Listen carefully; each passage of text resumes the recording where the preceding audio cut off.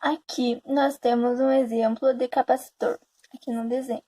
O capacitor, ele é formado de duas placas metálicas separadas por um material isolante denominado dielétrico. Utiliza-se como dielétrico papel, cerâmica, mica, materiais plásticos e até mesmo ar. Uma característica física do capacitor é a capacitância. A capacitância, ela é a carga que acumula pelo potencial elétrico que ela vai ter. Então, aqui a gente tem a fórmula, que é a capacitância, que vai ser igual a carga divididos pelo potencial elétrico. A unidade que a gente usa para capacitância é o farad, que é representado pelo F. Ou a gente pode usar o Q igual a C vezes U.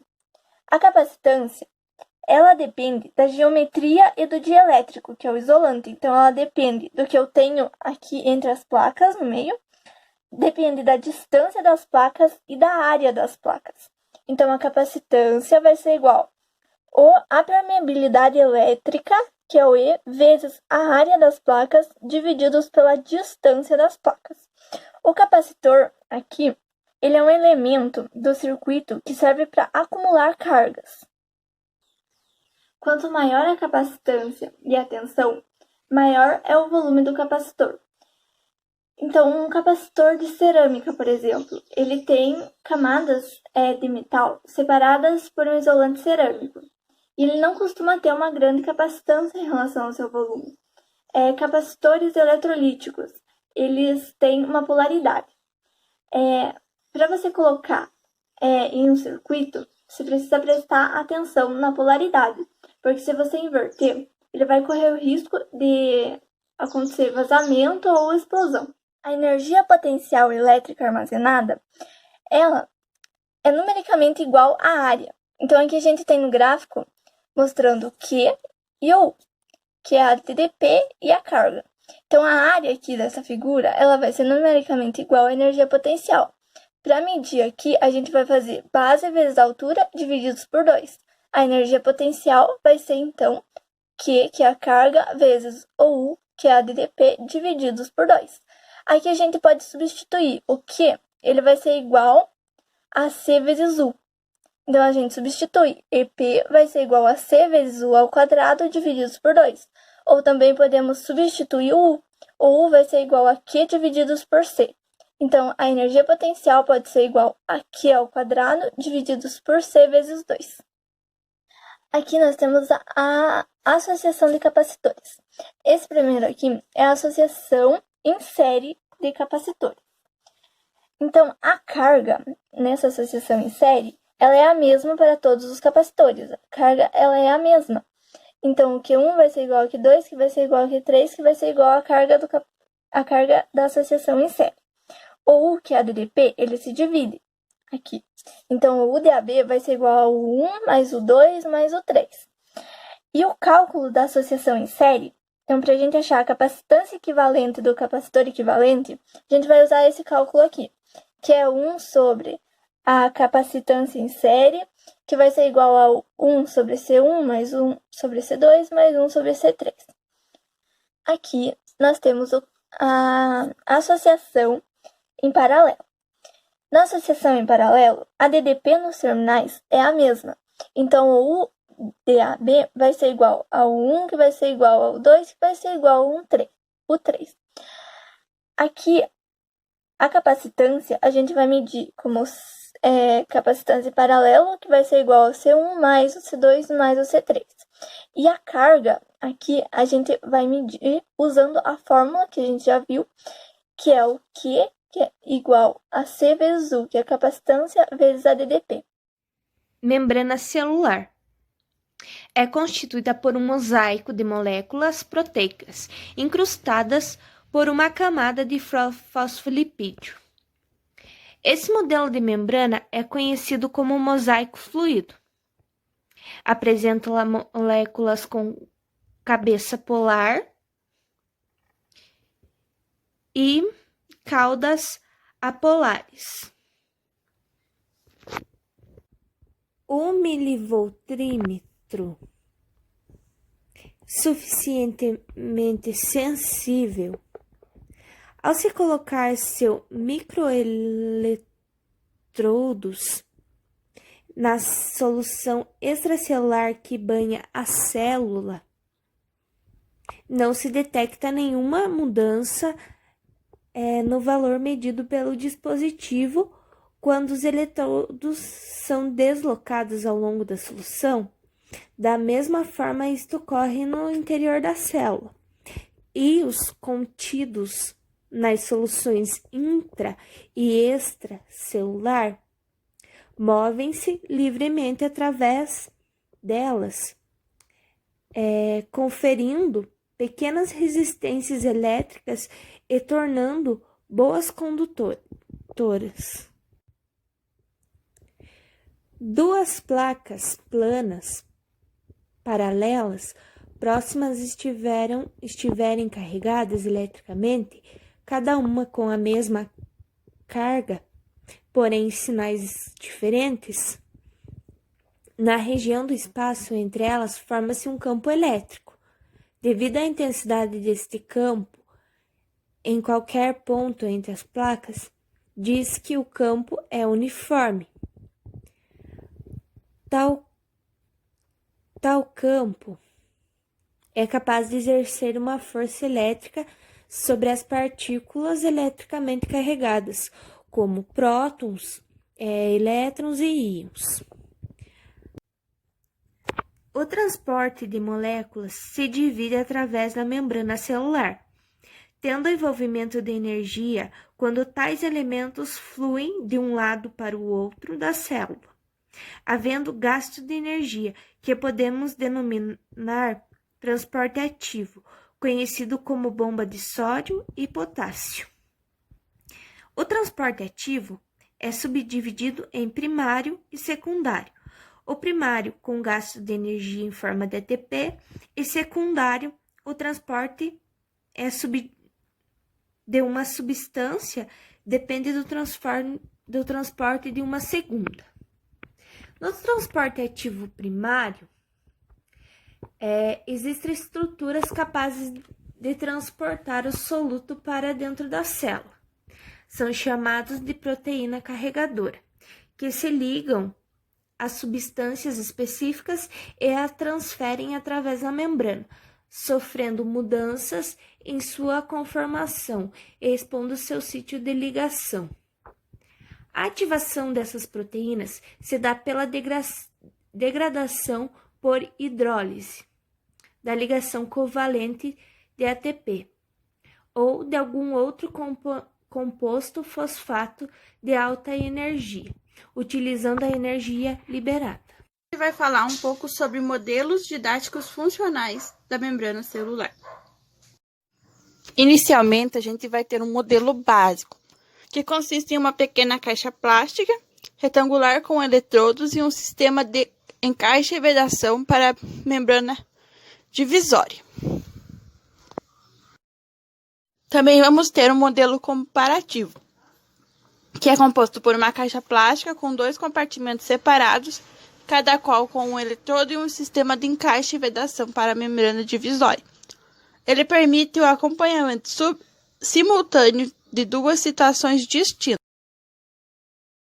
Para a realização da atividade, é recomendado cautela no manuseio de equipamentos energizados e seguir todas as normas de segurança para produtos químicos. Visualização dos fenômenos por meio de substâncias coloridas. Aqui a gente vai empregar alguns corantes em meio aquoso que se desassociam formando íons que migram em direção ao eletrodo positivo ou negativo. Difusão simples. Nessa situação não se faz uso de fonte de corrente contínua, apenas uma solução de um dos corantes a escolher. Esta deverá ser colocada em um dos compartimentos do modelo básico e o outro preenchido com água até que fiquem do mesmo nível. Após algumas horas, observa-se que o corante começa a migrar através do celofane do lugar onde está mais concentrado para onde está menos concentrado. Ou seja, o fluxo de íon se dá contra o gradiente de concentração. Difusão versus campo elétrico. Foi necessário estabelecer as conexões elétricas dispondo os eletrodos, por exemplo, de modo que o eletrodo positivo fique no lado direito e o eletrodo negativo no lado esquerdo. Os compartimentos 1 e 4 são preenchidos com uma solução violeta genciana diluída e os compartimentos 2 e 3 com uma solução concentrada. A tendência devido à diferença de concentração é que ocorra a difusão no sentido indicado pelas setas. Porém, a ação do campo elétrico tende a carregar a corrente para o eletrodo negativo. Após 5 minutos, observa-se que os compartimentos 2 e 4 começam a clarear, ficando praticamente transparente ao final de 15 minutos, indicando a migração dos corantes para o lado esquerdo entre os compartimentos 1 e 2. Isso ocorre contra o gradiente de concentração, enquanto nos 3 e 4 ocorre a favor do gradiente de concentração. Fluxo de íons em sentido opostos. O compartimento 1 do modelo básico é preenchido com uma solução de corante vermelha para bolo, e o compartimento 2 com uma solução azul de metileno. As conexões elétricas foram dispostas de tal modo que o eletrodo negativo fique do lado esquerdo e o positivo do lado direito. A ação do campo elétrico estabelecido forçará o carregamento de um dos íons para o lado oposto. Nessa situação, forças difusivas e elétricas trabalham juntos, reforçando o fluxo dos íons de um compartimento para outro através da membrana. Visualização dos fenômenos por meio de indicadores. Numa solução aquosa do cloreto de sódio estão presentes os íons Na+ e Cl-, resultantes da dissociação iônica. E há também cátions H+, e ânions OH-, provenientes da autoionização da água, de modo que haverá uma disputa pela descarga dos eletrodos. No experimento que foi proposto, isso produzirá gás hidrogênio no eletrodo negativo e gás cloro no eletrodo positivo. Os íons que aguardam para se descarregarem, também poderão atravessar a membrana e interagir com outros íons.